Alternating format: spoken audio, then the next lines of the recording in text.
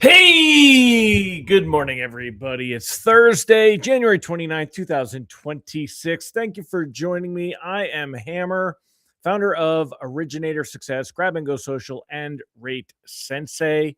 Three products that will help my originator friends get more loans in 2026. Go check those out. Remember, you can join me live each and every weekday morning, 9:30 a.m. Eastern Time, as I talk about what's going on with rates and pricing and the mortgage market, the headlines, the technicals. We go a little bit deeper than I do on my written lock advice. If you are here live, say good morning. Remember, if you'd like to get my written lock advice, you could sign up for that at www.ratelockadvice.com. It's an email to your inbox each and every weekday morning, 9:30, well, maybe 10 o'clock a.m. Generally, it goes out. I'm going to probably start getting it out a little bit earlier, but anyway, it goes out there. If you would like a reminder that I'm live, though, you can sign up and get a text reminder at hmmr.io/reminder and go ahead and join me live. If you're here this morning, say good morning. Ron Siegel said today we celebrate National Corn Chip Day. Happy birthday to W.C. Fields, credited with one of Ron's favorite quotes. "'Twas a woman who drove me to drink, and I didn't have the decency to thank her." That is a fun quote. I think it's a fun quote. What's your favorite chip? Let's go ahead with that for the question of the day. Since Ron says today is not, man, I'll tell you this poor. Let me stop this thing from wiggling around like a beast here. Hold on. Let me just pop this up a little bit. Okay. That's not really helping yet. It will. But anyway, I have the camera. It was out too far. It was wiggling. So today is National Corn Chip Day. So the question of the day: what is your favorite chip? Potato, Frito, corn chip, like Fritos, Tostitos. So, what's your favorite chip? That's the question of the day. Go ahead and put that in the comments since Ron said today is National Chip Day. What is your favorite chip? I definitely like me some Fritos. I like Munchos. Munchos? They're really salty. Oh, I love salt. I love potato chips. Potato chips are terrible for you, though. Very fattening, full of calories. I'm a chip guy. I love me some chips, though. Lay's. Not big on the Ruffles, but Lay's. I do like Lay's. So, all right. Well, if you're here this morning, say good morning. If you're watching on the replay, don't forget to put hashtag replay in the comments. Let me know that you were here. And welcome to all of the live folks. Thank you so much for joining me. So happy to see all of you here. Let's go ahead and jump in and get started. Take a look at the technicals, and we'll start there this morning. So, all right, screen one. Taking a look here, we've got down here is the 48-hour chart. Of course, yesterday was the Fed day. We had the Fed policy statement at 2 p.m. Eastern time and Fed Chair Jerome Powell's comments at 2:30. If we start out right here at 2 p.m. Eastern time, you could see that there really was just a little bit of a movement here, not much at all, that we got after the Fed policy statement. I'm going to go deeper on that policy statement in a minute after I kind of summarize everything, and we'll take a look at why bonds lost a little bit of ground, but it really wasn't much at all. It looks almost worse than it was. Then around 2:30, Fed Chair Jerome Powell's policy statement. Bonds liked that. We saw an initial boost right here, and then they improved a little bit more on the day. Now, today you'll notice, though, after the Fed meeting, things were good. But today, you'll notice that we are losing ground. And that's because jobless claims this morning came in showing very little change in unemployment. Jobless claims ticked down to 209,000 during the holiday week. And continuing claims, this is key. Continuing claims, initial versus continuing. So here's initial. Look at how stable that's been, but look here at continuing claims as they move lower and lower and lower, the lowest since September of 2024. All right. So those are people that have been on unemployment for at least 1 week. So initial claims, that's their first week. And then continuing claims, anyone that remains on unemployment for at least 1 week. These are not the signs of a truly weak labor market. Now, I know it's not the strongest labor market, but it's also not a truly weak labor market. And that's why we're seeing that. So, as far as rate sheets this morning, taking a look again with where pricing came out yesterday, pricing came out around 10 a.m. Bonds were generally right around 100. We're down a couple of basis points. So we're down 14 bips on the day, but it's really not anything devastating because we had those gains yesterday. So we improved right here. And now those are positive when you see bond pricing go up. That's a good thing, right? It's green is good. But red, we went down, and that's what we've done this morning, and things are leveling out. Now, reprice risk on the day is moderate. As far as rate sheets go, it's going to look very similar to where we were at yesterday, and that's very similar to where we've been. I mean, 616, 615, 617, 620. We've improved a little bit. You see a little bit of improvement from day to day here from basically last Tuesday after the holiday. Remember, that was the jump. This was the day that we saw the big jump right here. That was the jump after the Japanese bond issue and the Greenland bomb drop there. So this was, we were at a wonderful spot. We were all the way down to 601. In fact, I'll circle that in green. That was our best arguably time frame. Again, using Mortgage News Daily as a reference point, you would have been able to quote rates in the fives here for sure. But just using it as a reference point, we ticked up a little bit and then jumped here after that whole Japanese bond issue and the Greenland, U.S. control of Greenland. After a deal was announced and things settled down and everybody markets saw that we weren't escalating and Trump wasn't going to threaten to go to war to take over Greenland. Things did improve a little bit. We've seen some improvements. So the worst level, 621, we've been down to, just a little bit better. And that's about where we're going to be. We're going to be about that same levels today with bonds based on what we're seeing here. Now, with that out of the way, let's take a look at the Fed outlook and talk a little bit about yesterday's Fed meeting and kind of summarize that meeting. What I'm going to do is let me pull up some of the articles that we'll reference here and we'll summarize that. Why does it do that to me? Piss me off. Come on. All right. So let me get this just lined up. So that's pretty close. All right. So taking a look here, like we saw, the Fed held rate steady. We knew that was going to happen the first time since July. So we'd seen 3 different rate cuts last year, and markets knew that there was not going to be a cut at this meeting. It was absolutely what was already predicted and being priced in. Taking a look at where we're at now, expectations of a cut drop all the way down. Still, barely more than 10% expectation in March. Grows a little bit in April, and I think these are both optimistic. I think these are gonna lose ground. Remember, Fed Chair Jerome Powell leaves in May, and that's when markets believe that there's actually a shot that we'll see a rate cut. And it's still only a 60% belief that we'll see a cut. It's not huge. So nobody's expecting a rate cut while Powell remains in. So the officials signaled greater comfort with a pause on rate cuts. 2 governors favored the reduction. Of course, the 2 governors that favored a rate cut, there were 2 dissensions in the vote. One was Waller and the other was Moran. Bowman knows that she has not been mentioned in quite a while for Fed chair. Moran is already Trump's puppet, so he's been pushing for huge rate cuts the entire time. His temporary governor standing, he was filling in a spot which actually expires this month in January. So Moran will continue to stay on board for a little while.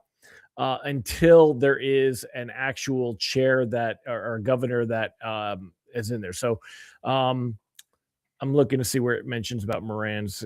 I think it was in this article. So Moran will stay there for now, but his term has ended, and they'll be filling that new term. So that they're going to need his position in order to put a new Fed chair in that's not one of the current Fed governors. So I'd have to Google it for sure, but I believe only the governors can be elected to Fed chair and not the presidents, because the presidents don't have the same term. But I'd have to look. So the Fed chair, what's funny is the two that dissented were Trump's puppet, said he wanted to see a quarter point cut, and Waller, who has been in again, out again in the mention of who could go ahead and be brought in for the new Fed chair. So take that as what it is. There were definitely some interesting things that were said that will kind of affect rates. Let's go into Mortgage News Daily, and let me go to the commentary here. And can we make this smaller? Let me make this smaller. Okay. So taking a look here, this is from Matt Graham and Mortgage News Daily, and he's showing what changed in the Fed announcement in the policy statement. And there's a few things that really kind of reading through here catch our attention. So the first one, we're just going to highlight the changes here, right? So it says that the economic activity has been expanding at a moderate pace. That was changed to a solid pace. That, again, it indicates that there's no reason for the Fed to consider cutting its policy rate if it thinks the economy is on a solid pace. They don't want to overheat the economy, and there's a lag between when the Fed cuts rates and when it goes. So arguably, we've seen 3 cuts in a row, and we could see that continue to build into the economy. Now, Trump wants to really heat up the economy, and he wants the Fed to cut rates and bring rates even lower. But the argument is that if the Fed did that, it would overheat the economy and they'd have to raise rates again. So it's really his claim that we have a very solid economy, and the document, the data that supports that is actually one of the things that really goes against his desire to have rates cut even further. If the economy is doing well and the labor market is not doing poorly, then we have what's called neutral rate, and the Fed does not need to cut or raise rates. And that's kind of there. Job gains, it talked about how they had slowed this year in the past, and now it says remained low. So they've kind of adapted that that's the way it's going to be. Unemployment rate, though, this is key. Instead of edging up with recent indicators consistent with the developments, it says the unemployment rate shown some signs of stabilization. Again, the Fed's dual mandate is to maximize employment and price stability, which is inflation. Now, Powell, in his comments during his press conference, he made a comment, and I don't know if it's in any of the articles, but I watched the press conferences, and he made a comment, and I'm paraphrasing, but it really this part caught my attention. He talked about that the core PCE inflation being above 2% at 2.9%, that the inflation was due to the price of goods and not due to inflation from wages. That's a big deal, because the price of goods, he went on to continue that they felt that it was because of the tariffs driving up the price of goods, which some people still want to argue, but it absolutely did drive up the price of goods. However, that's transitory, and the true word transitory, because it will happen and then it'll be done. It's not continuing inflation, which is what the Fed is really worried about. So if it happens and it's over, they expect inflation, it could start to continue to move lower. We're going to get wholesale inflation tomorrow. That's not enough it's not, it's kind of like a second fiddle report. And it's not going to make a big deal there. All right. I'm sorry. I'll come back to your comments. We'll come into the comments. So, but taking a look here at the rest of this, these are things that are important to know on where they're going and why markets believe there's really no reason for the Fed to cut as we go into things. The committee is attentive to the risk of both sides of its dual mandate. Judges' downside risk to employment rose in recent months. That has now been nullified. They took that out, right? And it just says the committee is attentive to the risk to both sides of its dual mandate. So that this right here, combined especially with stabilized unemployment, shows the Fed is not worried about jobs data and the labor market. The reason that I'm emphasizing this today is that next week we have the BLS jobs report. We've got the JOLTS data. We've got the ADP monthly report, because now they do that weekly report. And with all of that data coming out, normally that would be an indicator that we would be watching because it could help bonds. The fact that I said before we went into the Fed meeting yesterday that this meeting was likely to be one of the least reacted to in bonds, and it doesn't get any less reacted to than what we saw here. So absolutely the case, right? I mean, bonds were at around, when pricing came out, they were around 100.02. They improved to 100.9, 100.10. So we moved 8 basis points on the day. We went from slightly worse on the day to slightly better. Not enough to see any reprices better, by the way. That is really what we can expect to see next week with the jobs data. So if the jobs data is not likely to affect the Fed, then we're left with just the jobs data freestanding, and we don't expect to see a lot of jobs created. Markets don't expect to see a lot of jobs created unless there's a big jump in unemployment from 4 point. I think it went back to 4.4 last time. So unless there's a big jump in unemployment, there's really no reason to expect that rates can improve over the next week when we get the jobs data next week.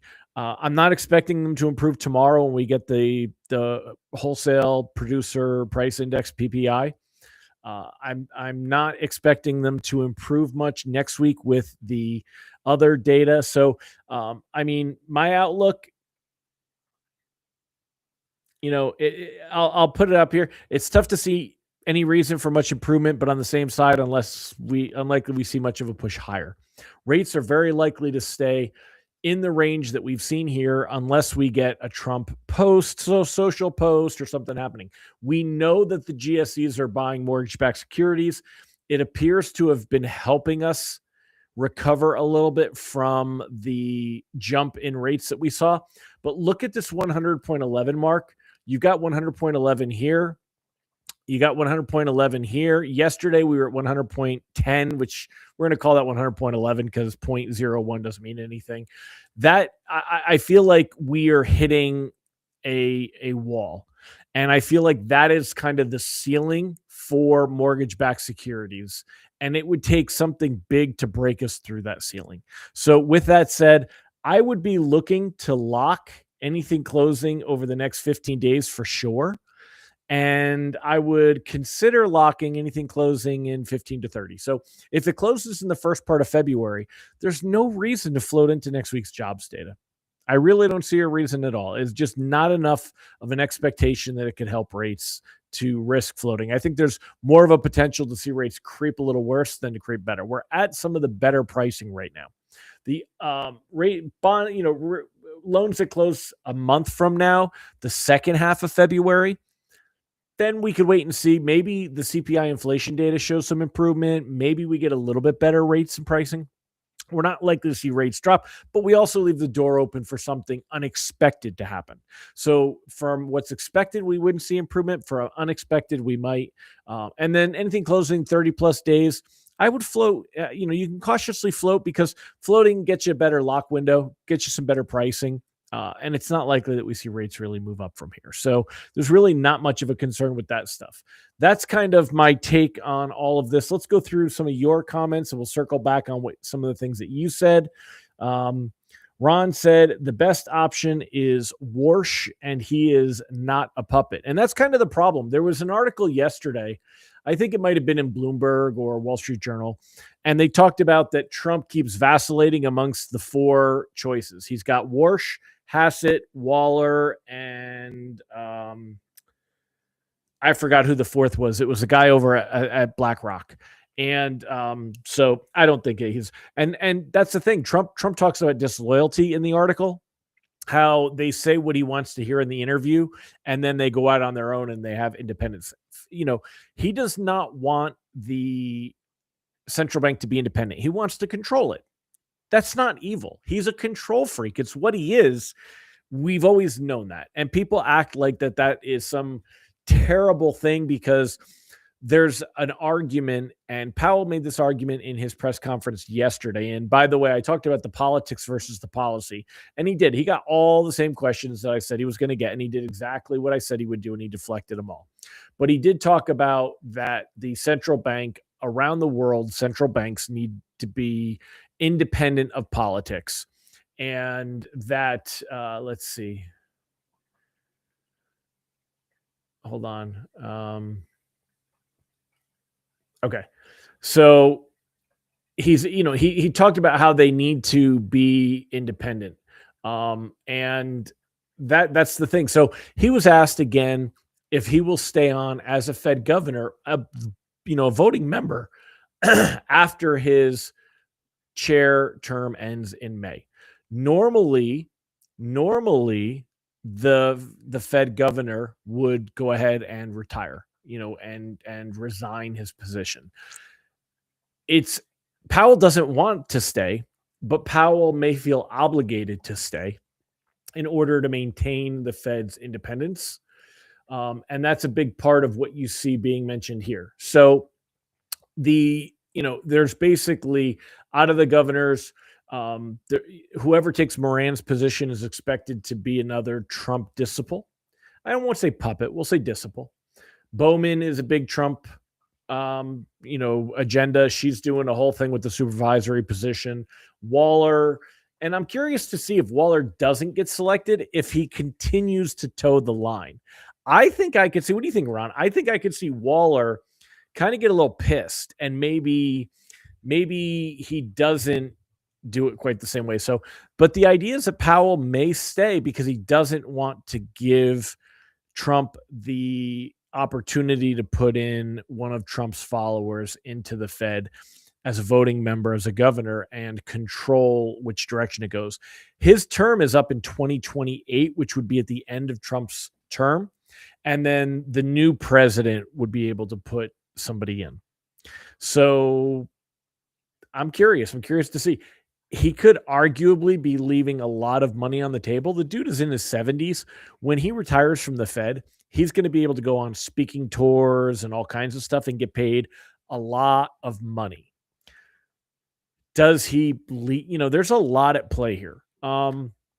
So I'm curious to see how this plays out. We will see.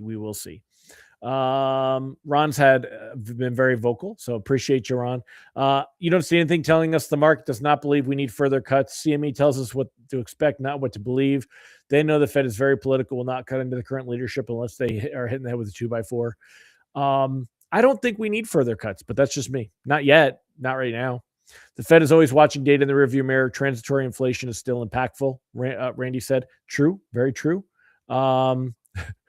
Randy sounds like he wants to see it, a cut. Reader, he's like Powell. He will say what Trump wants to hear and then look at his history. The guy who led the FOMC to cut rates by 50 basis points right before an election does not want the Fed to be political. Right. Again, you know what, though? I think if he was going to do it right before an election, he would have done it a couple of meetings before the election, and kept going. But that's me. I really don't.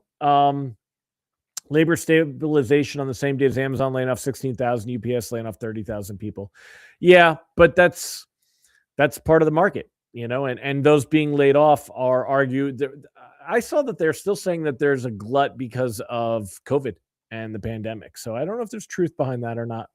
Ron pointed out, once again, the Fed's behind and idiots. The lagging PC data shows inflation at 2.8. Real-time data from Truflation is 1.46. The Fed's more concerned about inflation versus labor.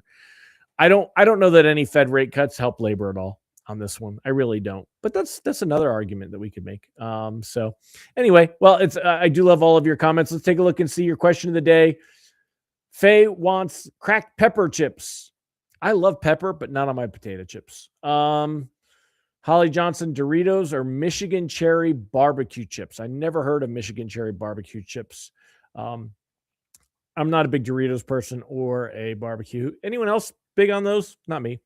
Cheetos, crunchy or puff? Good old plain kettle cooked chips. Now, there we go. Pringles, dude, Pringles changed their recipe and I do not like them anymore. Google that. They changed their stuff. They're nasty now. They really are. And so did Reese's. Reese's definitely changed something in their recipe.